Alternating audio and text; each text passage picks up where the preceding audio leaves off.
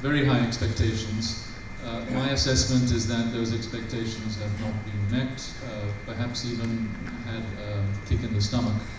Let me very briefly outline my assessment of this economic situation at the moment, and then mention some priorities for the way forward.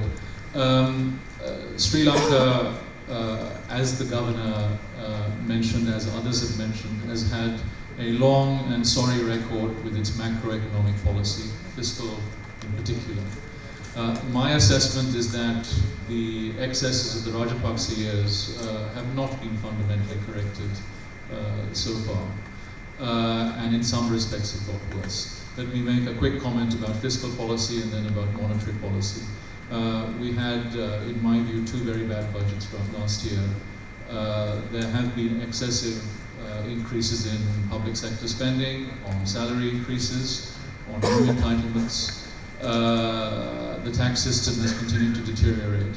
The IMF program is supposed to reverse that process, but we have seen some unwelcome developments subsequently. There have been too many ad hoc measures on taxation. Business is understandably very vexed because of high levels of unpredictability and uncertainty that continue from the last regime. And might I add, there has been the supreme idiocy of extra price controls, which I thought was something that we had left behind in 1977. But in addition to what was announced in the first budget, there were new price controls.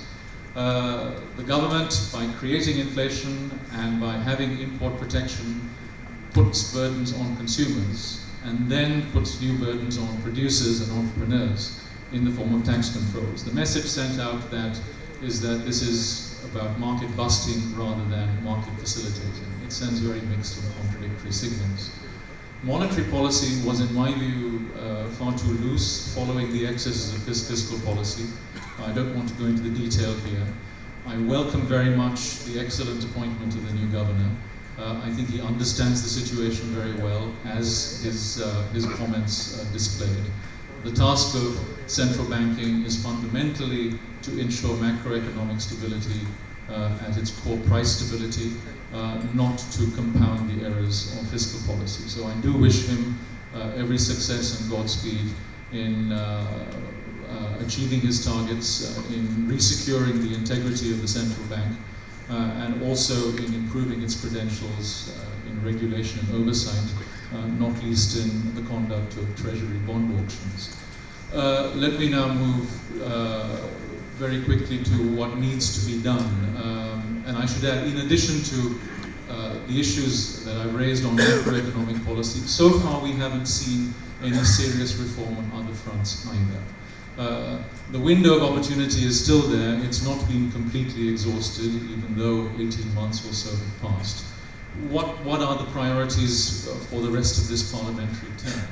I would list, my personal list there are 4 items. The first is essentially a first do no harm principle. In other words, there shouldn't be further ad hoc tax measures, further unsustainable public sector expenditure increases, and a few other items. That has to stop. Secondly, as the governor emphasized, fiscal consolidation is absolutely key. And at the heart of it is a program of tax reform. What Sri Lanka needs to complete what was started with the IMF package is essentially a system of simplification and rationalization, of VAT, of direct income taxes, and of personal as well as corporate income taxes. And the emphasis there has got to be on having a system with clean rates, with as few exemptions and concessions as possible, if one is to rescue the tax system. Thirdly, we need a new package to improve the domestic business climate, not least in simplifying and reducing the numbers of approvals required for all sorts of items. There is work in the pipeline. I hope that will lead to legislation fairly soon. Fourth and finally, we need a new trade policy. So far not forthcoming. There has to be considerable trade liberalization to reverse the protectionism of the past. My emphasis here is not on trade agreements as in the first instance. It is very much about a program of unilateral liberalization and simplification on tariffs, on the customs system, on opening up sectors that are closed to foreign investment or restricted, such as tea and shipping. Those are the two items I would single out. And on the back of that, we should aim for ambitious trade agreements. It is good that we are aiming for agreements with China, India, and Singapore, but those are not going to make a fundamental difference to the domestic economy for all sorts of reasons. We need to be more ambitious than that, and we should aim for agreements with our two main export markets, the European Union and the United States. One should add perhaps the UK because of Brexit. None of this, of course, is going to happen, an economic wish list, without, I think, some important political changes, which we haven't seen so far. We need better appointments for key positions. We need an infusion of new blood in terms of clean, competent professionals to take charge of important policy-making positions.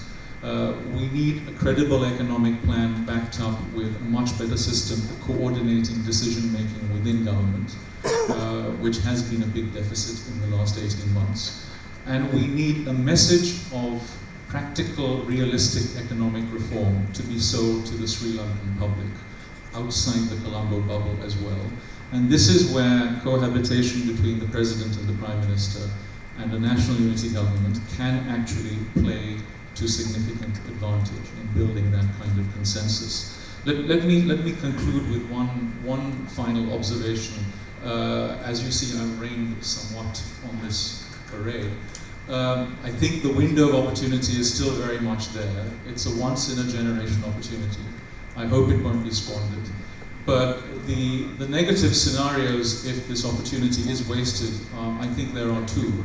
The more benign one is that Sri Lanka continues to drift in a mire of complacency, mediocrity, and incompetence. The worst one is that things might unravel, and that there will be a significant backlash, particularly out there in the Sinhala Buddhist heartland. And that will have political repercussions, it will have repercussions for ethnic relations, it will have repercussions for foreign policy, and life chances will not be improved the way they should be. As a businessman put it to me a little while ago after I gave a talk, surely we Sri Lankans aren't as bad as all that. It's encouraging to hear that both the Minister of Finance and the Governor of the Central Bank are speaking the same language today. Minister of Finance emphasized the fact, and he reaffirmed the necessity for fiscal consolidation, and said he would be taking action to bring about the fiscal consolidation by around year 2020. Then the Governor of the Central Bank took us through the past economic performance and where we are heading today. And his main vision is that he would bring macroeconomic stability to Sri Lanka so that the Minister of Finance and the government would be able to generate a sustainable economic growth for the country. And if you look at the main ailment in the country in the past, it's just like we had invited the whole population of Sri Lankans to dance on the dance floor without knowing how they might be able to perform the next day. There was a big punch ball, and it was filled by the central bank by printing money, by the banking sector by creating additional excess liquidity in the market, by the government by borrowing from both domestic and external sources, and therefore the people were very happy and they were dancing. Now all of a sudden, last week, Governor Indrajit Kumaraswamy, he took away the punch bowl. He raised the interest rates, and he gave a very warm, very serious signal to all of us that the particular dancing cannot take place forever. And this is what we are facing today, and the particular situation has to be corrected. So So we have to support the Minister of Finance in his attempt to bring about the macroeconomic stability. But unfortunately, what we see is some of the policy measures that he is taking would be counter to the central bank's policy rate increase immediately. For example, the granting of this duty-free car permits to public servants, because the interest rates were raised by the central bank in order to make the money more expensive for people, so that we would be looking at the expense when it comes to importing goods from the rest of the world, and therefore he wanted to maintain a certain stability in the external sector. But when we allow the public servants to import cars, we have practically now about 500,000 public servants who would be entitled to this particular car permit. What we are doing is we are actually negating the interest rate policy increase done by the central bank. The result would be that the central bank will be forced to have a second round of policy rate increases. So we are actually caught up in a vicious circle of policy rate increases because we are taking certain action which would be counter to the action taken by Central Bank of Sri Lanka. So what is therefore necessary is that both the Minister of Finance and the Governor of the Central Bank, since they are speaking the same language today, they can communicate with each other easily. They will have to have a proper economic policy plan which would reinforce the action taken by each institution. Because otherwise what would happen is, as it had happened in the past, the central bank is taking strict monetary policy measures, the Minister of Finance is taking totally policy measures which are opposite to that, then the central bank is increasing its policy measures, and as a result we had ended up in a very high rate of interest rate regime, which it had in fact had reflected in the growth rate. So to avoid that, what is necessary in the macroeconomic management today is for both Minister of Finance and the Governor of the Central Bank to talk to each other and bring about a policy reconciliation so that none of the policy would not work against each other.